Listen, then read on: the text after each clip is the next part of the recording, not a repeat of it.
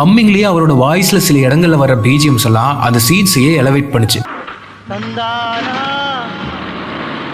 தந்தானா தந்தானா நமக்கு இருந்த ஒரே குழப்பம் போயிடுச்சு. இனிமே என்னடா பண்ண போறோம்?